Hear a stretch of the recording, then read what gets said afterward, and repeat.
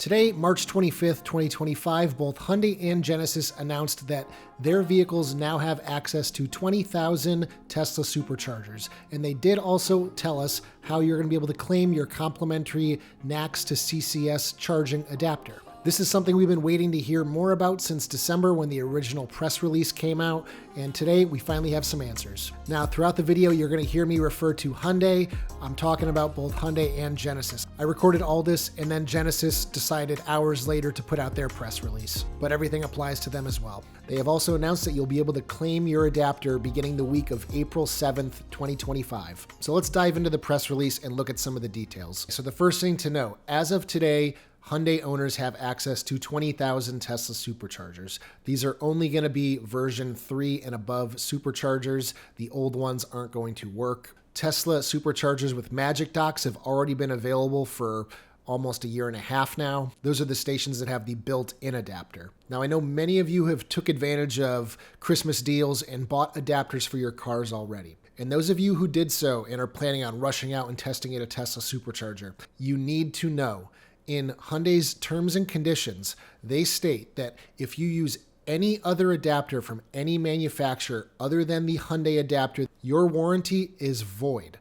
They don't say any more details about which warranty, whether it's the bumper to bumper, the powertrain. They just say warranty void. So if you really don't need to use a Tesla Supercharger, I really don't recommend you rushing out to use them. Here in the US, though, there's a law called the Magnuson-Moss Warranty Act, which basically protects owners from being denied warranty claims. The automaker has to be able to prove that what you did to the car directly caused the problem, and thus your warranty would then be void. So if you use one of these third-party adapters and everything is fine, but then say your ICCU fails or something, they would have to provide evidence and proof saying, oh, his use of that adapter is what caused the ICCU to fail. So it really is probably fine at the end of the day. Now, if you've made it this far with your Hyundai EV, the odds that you are in desperate need of a Tesla Supercharger are probably pretty low. I personally own the A2Z Typhoon. I'll probably still test it regardless just because this is what I do here, but that's a personal choice. If you want to take the risk, you can do whatever you want. It's your car. Now, if you do decide to go out and utilize a Tesla Supercharger, temper your expectations because charging at a Supercharger is going to be pretty slow. You're going to max out at around 100 kilowatts, probably just under, until Tesla decides to upgrade their hardware. That's what the limitation is going to be. They don't support high voltage cars, which is why I would never go out of my way to use one of these Tesla Superchargers. For those of you up in the Great White North of Canada, Hyundai's press release does state that Hyundai Canada is going to have their own announcement later this year about access to Canadian Superchargers, so you're going to have to wait a bit longer. Now, in regard to Kia, I did receive word in the comment on an earlier post about this that they took their EV9 to a Supercharger and they were able to successfully charge. So even though technically Superchargers are not available to Kia right now, the cars are similar enough that people are not having issues. Your mileage may vary though, so take this with a grain of salt. Now let's talk a little bit more about this adapter. So it's going to be for all Hyundai EV owners. Now, they don't specifically call out first owner, second owner in the press release or in the terms of service, so it's kind of a gray area. So if you are the owner of any of Hyundai's 4 EVs currently available, the Kona Electric, the original Ioniq hatchback electric, Ioniq 5 and Ioniq 6, you will qualify to get this adapter. Now, you have to have taken delivery prior to January 31st of 2025. If you purchased or leased your car after that date, you will not get a free adapter. This adapter will not allow you to use Tesla destination chargers or Tesla home chargers through a NACS connector. This adapter is only for DC fast charging. If you want to use Tesla destination chargers or home level 1 chargers, you need to get something like a Tesla Tap, which allows for level 2 and level 1 charging. So the press release also states to claim a complimentary adapter, eligible customers must have an active My Hyundai owner's account and must have opted to receive email communications. And that is because this is no longer going to be coming through the My Hyundai app like they originally said when they announced this in December. Now it sounds like it's going to be done through email. So here's kind of all the things that need to line up for you to get your complimentary adapter. Number 1, own an eligible Hyundai EV EV that was purchased, leased on or before January 31st, 2025. 2, have an active myhyundai.com owner's account and have opted into receiving emails. 3, eligible contactable customers will receive an email from Hyundai beginning the week of April 7th to verify that their customer account information, which is shipping address, vehicle model year, is correct. Number 4, customers must review and confirm the adapter offer and adapter usage terms and conditions. We'll go into that in a minute. 5, if the customer agrees to the terms and conditions and confirms the shipping address is correct, then the customer can click yes, the above information is correct, and an adapter will be shipped to that address. 6, if the shipping address is not correct, then the customer can click no, the above information is incorrect, and will be directed to myhyundai.com to update the customer's shipping address. Updated addresses may take up to a week for a customer to receive a new email to redeem. So I would advise going in there and updating your address as soon as you can. Lastly, eligible customers will then receive a confirmation email and a subsequent email containing a tracking number once the adapter has shipped. Now, if this is anything like when Kia shipped their adapters for their vehicles pretty recently, they came pretty quickly. People were getting them within a few days. Now, you're definitely going to want to go into your account preferences and make sure that you have email notifications set up. I've already heard from a few people that went in and said that they weren't active. So what you're going to want to do is log into your My Hyundai account in a web browser. I can't seem to find this in the app, so you're going to want to go to owners.hyundaiusa.com.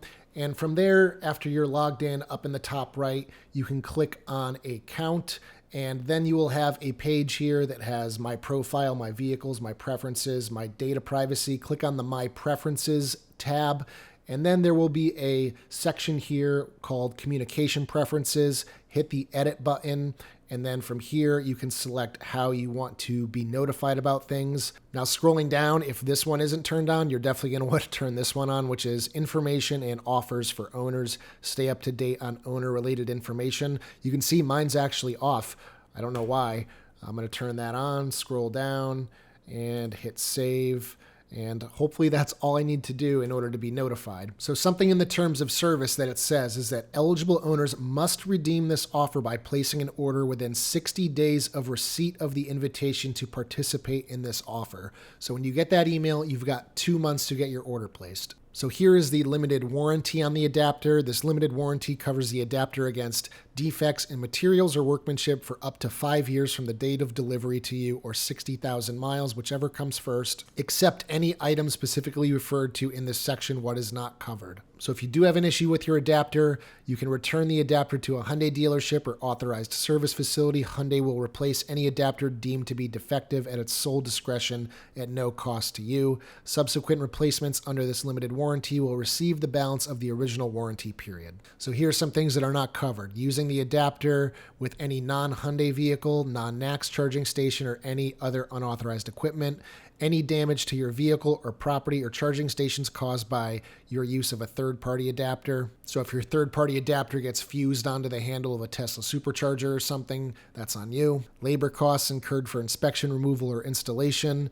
Damage due to negligence, alteration, accident, abuse, or improper installation or removal. Damage from use of the adapter for a purpose other than charging your Hyundai vehicle with NACS-compatible DC fast charging stations. Damage from use with non-Hyundai approved charging equipment. Products used in vehicles involved in racing or other competitions. Use of the adapter with all commercial vehicles, including without limitation taxis, ride-sharing vehicles, except when used in government and corporate fleets.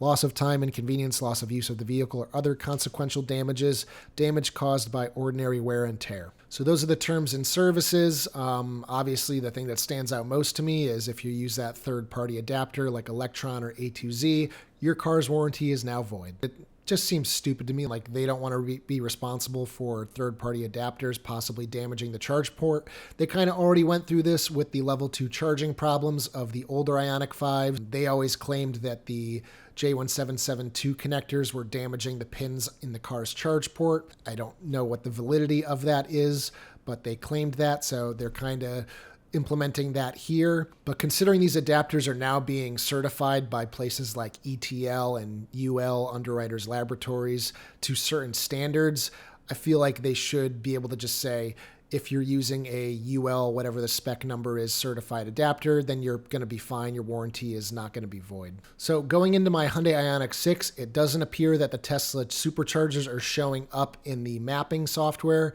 We're still waiting with bated breath for the promised update that was originally supposed to come at the end of January. Then it got pushed to the end of February, and now Hyundai says no date specifically on the update website. So it kind of is safe to say that once that update rolls out, the Tesla Superchargers will probably start showing up in the nav system. It's possible that this update contains a lot of stuff. We really don't know at this point, but plug-in charge would be big, because if you are going to use Tesla Superchargers, as of right now, you need to activate it through the Tesla app.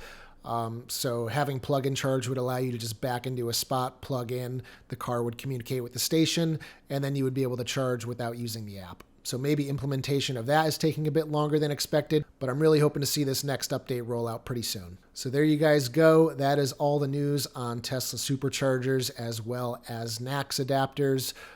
You guys have been asking me countless times per day if I know anything else. I didn't know anything else. I was here with the rest of you waiting for the next press release. So anyway, guys, if you liked today's video, give it a thumbs up. Check out my store, ioniqguy.com, for accessories for your Hyundai, Kia, or Genesis EVs. I've got lots of accessories these days, including my walkaway door lock device, which after you shut all the doors of the car, 10 seconds later, they will all lock. Consider becoming a channel member for as little as 99 cents per month. For $3 per month, you can gain early access to all my videos, as well as a 5% discount to my store. And as always, I will see you guys in the next one. Take care, everybody.